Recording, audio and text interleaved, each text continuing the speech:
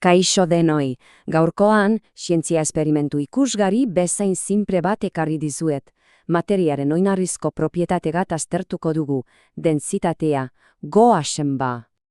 Imaginatu ontzi bat, eta barruan likido desberdinek, bata bestearen gainean, nahastu gabe. Koloretako tarta baten moduan, geruzatan. Hau bai dela ikusgarria, ezta? Baina ez da magia, zientzia hutsa baizik. Eta hori da, hain zuzen, gura gaurko misterioa. Zergatik demontre ez dira nahazten? Zergatik geratzen da bakoitza bere lekuan hain ordenatuta? Beno, galdera horren erantzuna bilatuko dugu elkarrekin. Dorea eraikitzen hasi baino lehen, ezinbestekoa da osagai sekretua ulertzea, dentsitatea.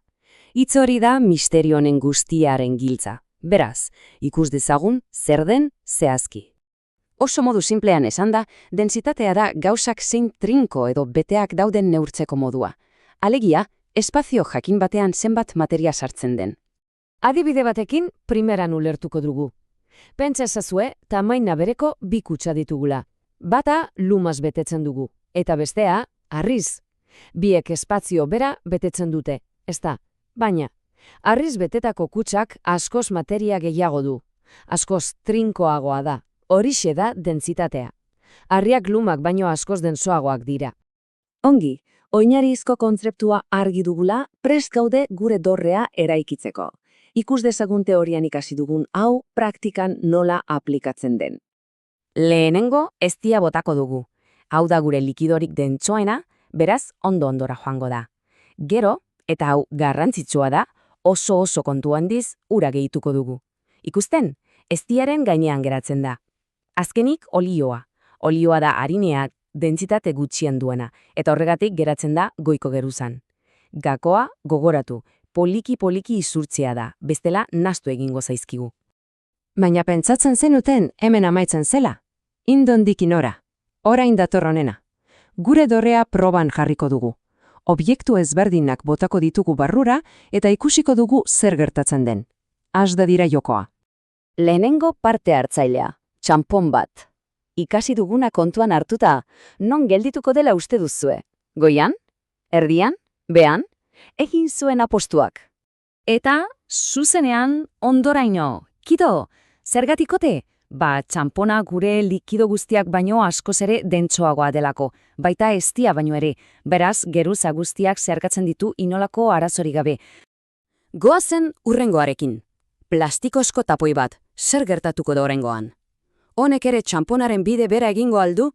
Auskalo.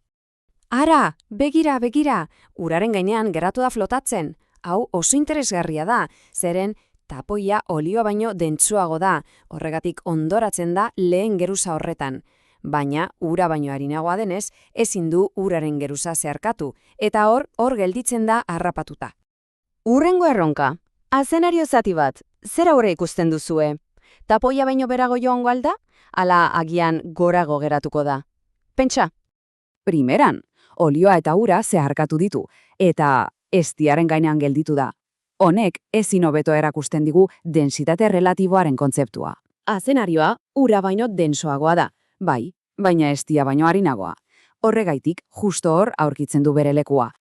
Beste objektu metaliko batekin saiatuko gara orain, torloiu bat.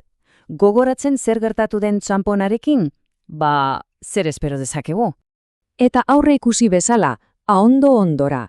Txanponarekin gertatu zaigun bezalaxe, torloioa likido guztiak baino askoz dentsoagoa da.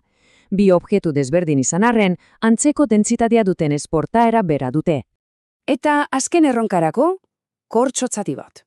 Denok dakigu kortxoa oso harina dela. Ezta, orduan, zein izango da bere helmua gure dorre magiko honetan? Eta hor daukagu! Goian geratzen da, olioaren gainean flotatzen. Kortxoa gure objektu guztien artean harinena da, dentsitate txikiena duena. Olioak baino dentsitate txikiagoa duenez ez da batere ondoratzen. Bueno, esperimentua amaituta. Goazen ondorioak ateratzera. Gure aurrean sortu dugunari begirada bat botatzen badiogu, egia esan dentsitatearen araberako eskailera perfektu bat da. Taula honek dena laburbiltzen du. Begiratu.